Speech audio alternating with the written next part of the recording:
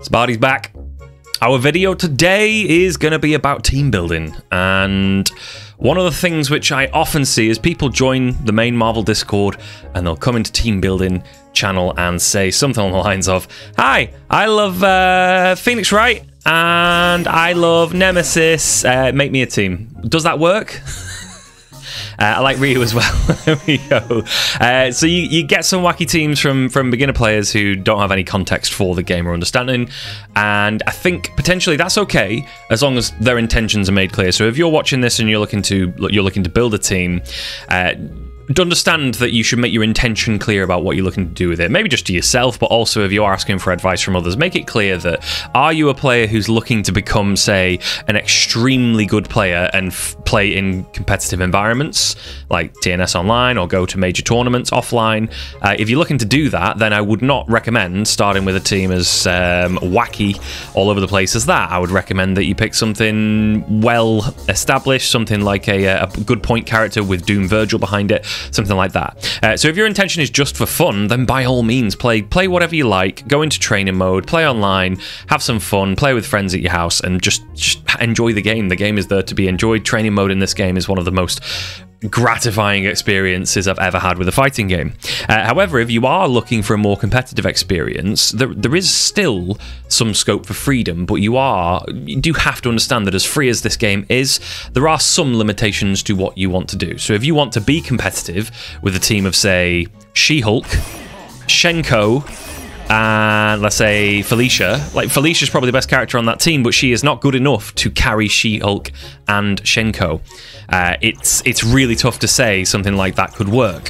However, if you were to play, as we saw at EVO, something along the lines of, say, Shenko Doom Virgil, then you may be able to, with perseverance, with a lot of skill, and with learning a lot of very specific things with Shenko to maybe catch players out with, you may be able to overcome her weaknesses and overall play a team that could survive in a competitive environment, provided that you gain the skill and understanding of the game enough to be able to overcome some of your competitors. So that's the general gist of are you competitive, or do you want to play this just for fun? And if you are looking to be competitive, you can still play characters that you're interested in. You just need to be wary that you may have to make some sacrifices. And if you really wanted to play something like, let's say, a point character like Captain America with Iron Man and Hawkeye at the back, maybe we could just say, well, instead of that, why don't you play Captain America Hawkeye Virgil, or why don't you play Captain America Doom Hawkeye and just swap out Tony for Doom. Sorry, Iron Man fans there. Doom tends to be a better pick in general than Tony is. Just a better support character overall, despite Tony having strengths of his own. And sometimes that might be the gist of it. However, if you're absolutely desperate to play Iron Man, well, let's play Captain America Iron Man and optimize that, maybe with the best anchor for him to support Iron Man behind him.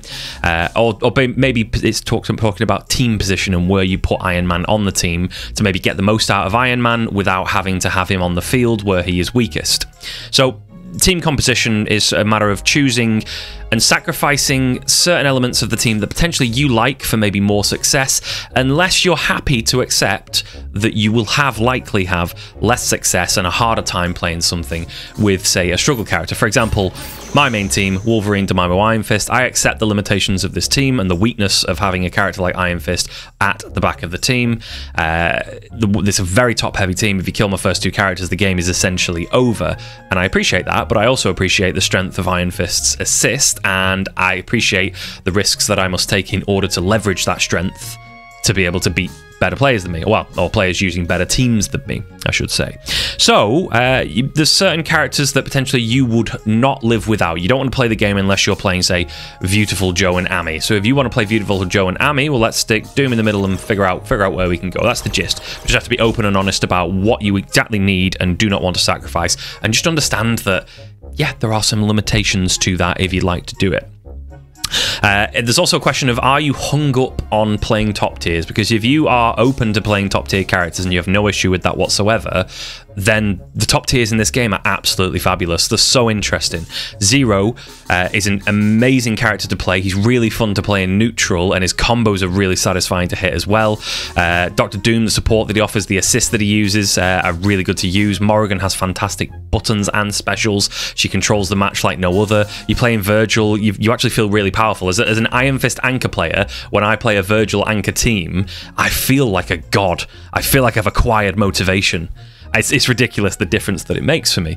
It is a powerful tool to have something like, you know, maybe you're playing Zero May Cry or Zero Doom Virgil, or maybe even playing something like Magneto with Doom and Dante behind him, things like that. The more support and the better stuff you play, the more options you have within the game to express yourself and have fun with it, and the more combos and options that you can do as well. Because a lot of the top tier characters have long, interesting, and varied combos to the point where you can sort of impart your personality into the combos that they have. So there are a number of things which you need to know about building a team, but one of the things which is important is that characters have specific ideal slots. So characters have specific positions on a team that make them perform better than in other positions. So for example, Zero, his primary position that you put him on the team is point, because he is extremely self-sustaining. He builds a lot of damage. He builds a lot of meter and deals a lot of damage. His lightning loops, you can do like 500,000-600,000 damage just with one lightning loop. So if you build a bar and a half, 2 bars with your combo with assist extensions with, say, Dante and Virgil or Doom and Virgil, well, then your combo is going to build 2 bars, deal 1.2 million damage, and then the next character is going to come in, and you've already got 2 bars with Zero. You can activate Sogenmu. Great character on point. Similar sort of story for Magneto. Both Magneto and Zero actually work serviceably on Anchor. Magneto has a better assist, so maybe he's actually a character that you could specifically start your team off. You could play a team with him on Anchor. For example, I play an Iron Fist Dormammu team with Magneto on the back. In fact, Aces Returns plays that exact team, except without Iron Fist. He plays Nova instead, so Nova, Dorm, Magneto. Mundank plays Magneto on Anchor because his assist is really good. So a character having a very good assist is one thing that maybe would suggest that they could be on the back of a team, but also you have to consider DHCs. So for example, Dormammu is an extremely strong character, but on point, he gets rushed down really hard. And the same thing on Anchor. While on Anchor, he does have the possibility of using X Factor 3 and spending a lot of bars to kill characters very quickly and zone them and do a lot of chip. It does pose a point that if he doesn't get started, you can rush Dormammu down very hard on Anchor. He doesn't have, say, the Helmbreaker that Virgil does on Anchor to keep people off him, as well as the option to go into swords and be very safe and apply pressure and mix-ups. Dormammu does, however, have both a reasonably damaging TAC that's not a TAC infinite. He does have a TAC infinite that's a little bit tricky to execute, the starter for, but he also has fantastic DHCs. He has a reasonable damage. He has a reasonable damage assist in Dark Hole M. He also has a special one in Liberation where you can release his spells. But as a support character, you put him in the middle because he's not your anchor character, and your point character, when he's bleeding or when she's bleeding at the start of the game, halfway through, say, the start phase of the game, the first phase of the game, you've got 2 bars now because you've been playing neutral for a little while. Maybe your opponent dropped a combo. You might do, say, Magnetic Shockwave with Magneto and then DHC into a Stalking Flare from Dormammu, and that sets up Dormammu so that he has space and frame advantage to charge spells and maybe call his final assist. So if you're playing something like Magdorm Doom, you're playing something like that, you get your Stalking Flare on stream, and then Dormammu's building spells, power of the power of the power of the power of the... So he's powering up, he's getting his spells, he chucks those, he gets another Stalking Flare out there, calls Dr. Doom's assist, gains more frame advantage, and you've set him up really nicely. Certain characters like Strider, for example. Strider, you wouldn't put Strider on point because, one, his damage is very low, but because his base damage is reasonably low and his scaling is very high, he also has a little bit of a hard time building a lot of meter as well. His super doesn't do a lot of damage, so you couldn't even use him mid to DHC into him, because he's very, very limiting your damage. So you'd have to have like 0 Strider second, and then maybe an Anchor character that would make sense there. But the place where you put Strider on the team is Anchor, because he's got a very good assist in Vajra, though you do need to protect it. But it's a very good assist when used by the likes of, say, Virgil and Doom. But also, in X Factor 3, he's very quick. His damage potential is through the roof because he's able to actually now do damage very quickly, especially if he gets the corner quick enough. But also he has Ouroboros as his level 3, so he has a super which he can leverage to destroy other projectiles on screen. He puts projectiles all over the place. He can leave gaps in there to teleport, mix up you. He basically controls neutral for the duration of that level 3, and in X Factor 3 on top of that, he does damage using it, and he's able to mix you up freely. It's really scary. It's a very scary situation when a really competent Strider is in your face because you don't know whether you're going to be hit high or low. He's covered completely by Ouroboros. It's very scary. So, certain characters like that, like Strider, may need to be on Anchor. And I mentioned Virgil, as in a Virgil Doom Strider team. That's Team Clockwork or Team DXP now, being predominantly used there. Virgil, it can be your Dark Anchor, or he can be your point character, or potentially you might even see something along the lines of, quite common, you might see something like Nova Virgil Doom, or Nova Virgil Strider, Nova Virgil and any other sis that could go at the back there. And teams like that,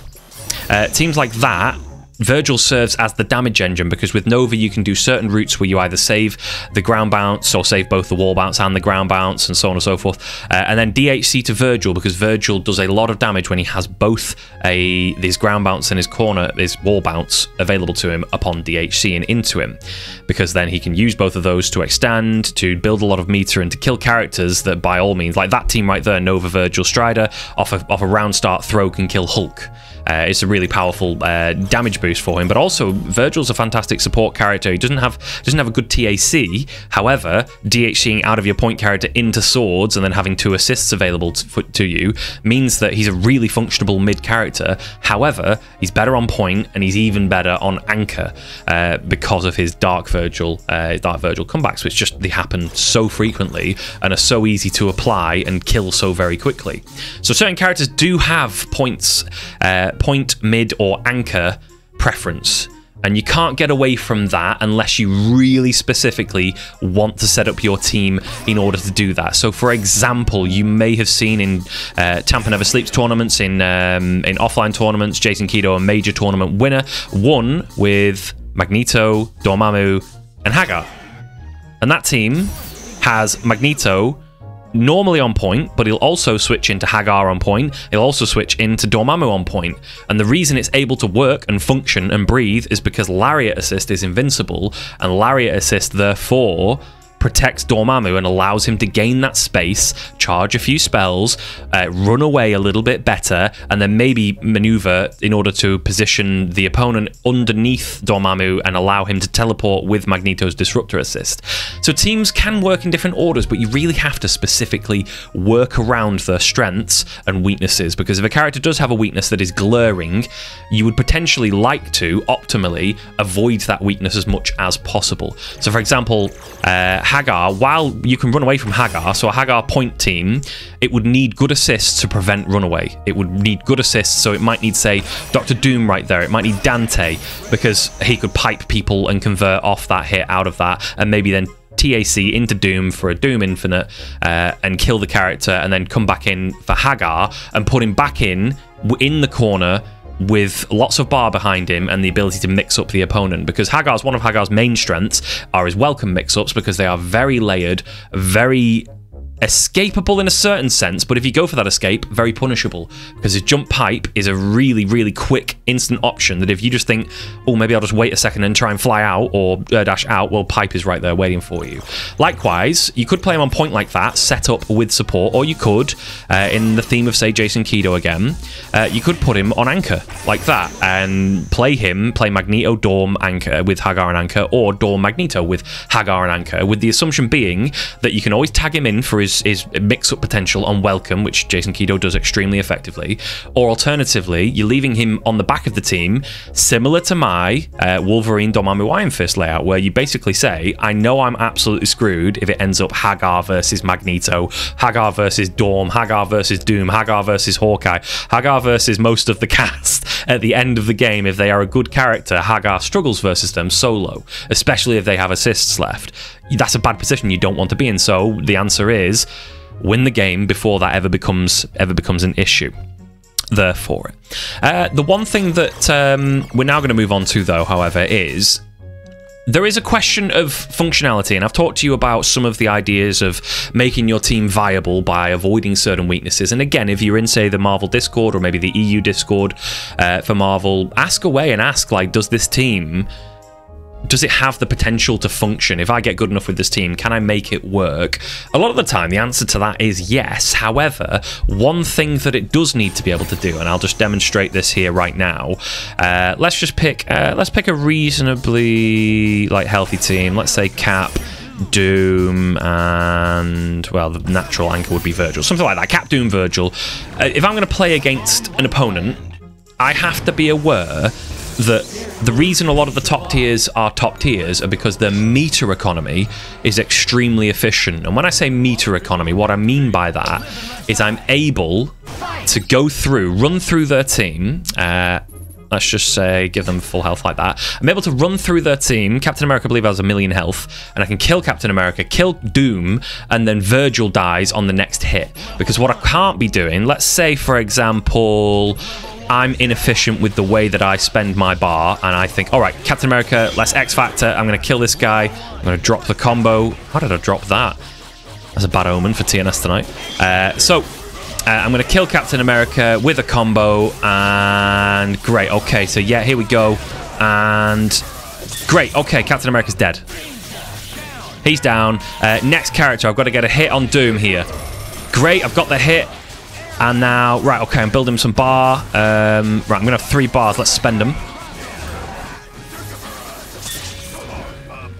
So let's just see what this is going to do. 565 be pre-DHC, and 781. I need to do 219,000 damage to kill Doom. And I'm sure I've just spent all my bar. Doom is still alive. I've used my X Factor in this scenario at the start of this combo, at the start of this game.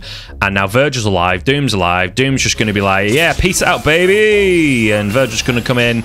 All of a sudden, you get in hit up. It's a nightmare. So what you need to understand with your team is how to actually run through your opponent's team.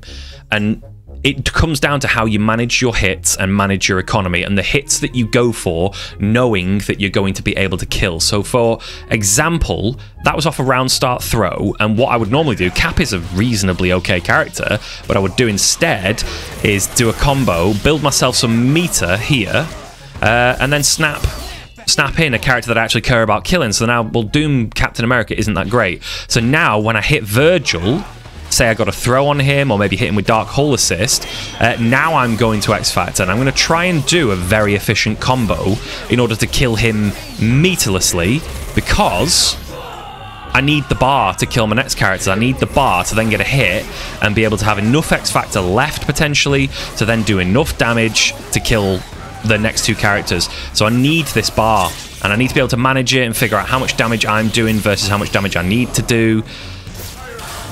And there's a few other tricks, a few other things involved here. So, like, for example, there I've got Stalking Flare left still. And I know that it puts them in blocks on the way in. Potentially they could take the hit because of how many hits of Stalking Flare were left.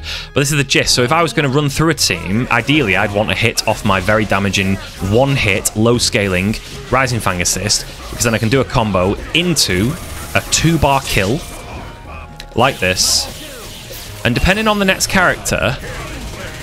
Oh, Cap's 150. I didn't even realise. So I could have killed him with... Oh, no, the medium does 14,000. So I wouldn't have killed there. So I would have had to have done a slightly more efficient combo. But I know that Doom is going to come in next. And I can mix him up freely with the knowledge that I don't need to kill him right now. I just need to build 1 bar. That's all I need to build, because with Doom Virgil teams, I don't care about Doom. It gives them an extra chance. I care about snapping in Virgil. And if I was to get a hit like this, I can then spend my bar or spend my resources with X Factor and make sure that I can kill with my next 2 hits, because I'm going to be able to do a lot of damage like this, meterless, and I know that my next hit, even if it's a Dark Hole hit on my next character, I can still build a lot of bar, and I should, in theory, depending on the character exactly, be able to kill... I don't think this is going to kill with the way this has worked out. Be able to kill with my next 3-bar super on the last character, and obviously I snapped Captain America to the front there. So what I recommend that you practice... and I recommend this in a big way, is practice how are you going to go through killing 3 characters. So you need to be able to kill 3 characters in a row, and you need to be able to do it potentially without using X Factor. That would be ideal. However, if you can do it using your X Factor on the second character, or maybe even if you've got a way to kill the first 2 characters using, say, your meter only on the first 2 characters, then the third character, the moment you hit them, you can just pop X Factor and kill them like that. The thing which sort of allows teams to survive in this environment, and you saw there when I was snapping from, say, Doom into Virgil, that's giving your opponent an extra chance to survive, even though for you it's better because you get to attack the character who's the real threat on the team immediately. It allows you, it allows your opponent to have an extra chance to survive, which is an issue. However, the other way that you could do that is to specifically TAC Infinite. So if you were going to have a hit on your first hit and it wasn't going to kill, this team actually can easily kill off throws like this, but if you had a hit like this and you know that you haven't got the combos in order to kill, if you have Doom second or a character with a viable TAC Infinite, you can then TAC Infinite them to death. I'm actually struggling to hit that right now, mid-video. So, if you do have an option to kill with a TAC Infinite, that can often be the thing which fixes your team's problems. And it's one of the reasons that I kind of think TAC Infinites are a sort of lesser evil in the game, because they allow a lot of teams which should not, in theory, be able to manage their meter economy well enough to kill, to actually end up doing meter positive kills and then set up their next mix-up, something like that. So the gist of Marvel, the whole point of it, is that you're able to kill their characters in as few hits as possible. And if that requires 1 TAC or 1 snap because of the way your meter works, then that is pretty much still competitively viable. There's only a few teams that kill off every hit, pretty much. Even Zero struggles to kill off certain throw confirms, because he has no assist available, he's super jumped, and only certain characters can be OTG'd into a combo for free, into his 4-frame light. Potentially they might have to spend X Factor to do that, and there's a lot of situations where teams will snap and will reset because it's more efficient than wasting all of your bar, or just resetting them whilst they've got a reasonable chance of teching out in an odd direction, calling assists which might catch your assists. TACs and snaps are really, really good for your team. So if you were to try and reset a character, it's actually kind of not worth it in this game. This isn't MVC2. It's kind of not worth it because they can tech in an interesting direction. You might get the throw. And depending on how efficient you are, you might be able to kill meterless off that throw. But some people still spend bar even after the reset without actually killing. So you need to be aware of, 1, what is your team capable of, but 2, what are your limitations? How much have you learned with a team to build enough meter to DHC through? How much have you experimented with your team, or are you willing to experiment, or willing to look up, say, YouTube videos of either top play or tech videos to show you these efficient combos? Like, how far are you willing to go, or are you actually capable of going? Have you got the skill required to build the meter that you need in order to do the kill combos that you want to do? And that is the gist of this team building video, basically. Play what you want, but make sure that you're able to kill relevant characters, and if you can kill even better characters than, say, your bog standard ones, like, you should be able to kill a huge variety of the cast off most confirms. If you're playing a character who, when you earth throw someone, can't even convert into a combo, potentially you're going to have to work around that limitation way harder than someone else is who can convert off that throw into, say, a snap or a TAC Infinite, or even killing, like Magneto can with a lot of team setups. Like, there's a huge emphasis on making sure that you do not get a hit and then leave a character alive or able to reset into a situation where you yourself can be mixed up, because the amount of times I've teched out of a combo and hit Iron Fist assist and they go sailing into a touch of death combo is insane. You just need to make sure that you are able to kill off most confirms, and sometimes you'll have assists which really help you do that, and maybe you want to switch to an assist that lets you do that if you don't already have one. But you need to be doing a lot of damage in order to survive in this game. So play what you want, just make sure that you can go through 3 characters in order to win the game, basically. Like, you need to be able to hit them and then keep hitting them and just go through them. And if you see that you're not able to kill, you need to be able to hit them into X Factor and make sure that you get a kill on them. That was too long because of the way the Stalking Flare and the spell hit there, and finish them off. If your team isn't able to do that, and if you've not maybe developed the tech yourself or found tech online to be able to do that, I guarantee that you're going to have a hard time playing this game. You can manage with a low-tier team provided that your game plan allows you to either kill or snap into dangerous mix-ups or gain TAC infinites. There's very few exceptions to that rule outside of, say, very specific win condition teams, like, for example, Morrigan. Morrigan will hit you and gladly leave you alive on 400,000 health or 600,000 health, and then hit you with a Soul Fist into Astral, and then Soul with missiles, and you are going to be put into a position where you're getting chipped to death and you think, I best survive, let me hard tag into Dormammu or whatever your second character is, and they get ping-ponged left and right. They take 700, 800,000 damage, and now you've got 2 bleeding characters and whatever your anchor character is. Really dangerous, terrible situation. Firebrand teams, they work in a sense that they will 300% your character. They get a hit on your first character, and if they hit, so potentially say a TAC infinite off that first character they got hit, potentially, unless your characters have really specific escape options for, say, Firebrand with Skrull's Tenderizer assist, you have no means to escape. So that team works despite not being able to kill easily unless you get a very specific, say, Doom hard tag setup and you have plenty of bar, or you're willing to spend X Factor, say, on the second character. You are dead because you can't escape the welcome mix-up. Same with certain setups. For example, I showed off the Spencer Zipfinite off a Mag Spencer Doom team. That team works because it kills off any hit anyway, but it also can time out your entire team. So other specific win conditions will allow you to play the game if you're able to execute them. But that's the whole point. You must be able to kill or reset with, say, not reset, but rather kill with a TAC or snap, because the snaps are great because it locks out their assist and their character has to take a set welcome mix-up where they come in on exactly the same spacing every time. Or lastly, fourthly, you need a win condition which sort of disregards this entire sort of sequence of advice, but that team also needs to be functional, and I think a lot of the win condition teams have been fully explored. There are very few that have avoided the light of day. The only couple that I can really maybe think of, and I can only really think of one, which the tech's out there but no one's ever really put it in. Taskmaster has some unblockable setups with Dormammu and Doom, or Dormammu and another character, like Task Dorm Dante, things like that. You can set up unblockables with Stalking Flare and maybe using some of your spells as well. Like there's unblockable sequences with that, and Task builds good meter, does good damage with lots of his extensions, but no one's really played that. No one's really played that in tournament that I've ever seen. Maybe they have. Somebody tell me. Somebody link me to some videos if you've seen some unblockable setups from Taskmaster.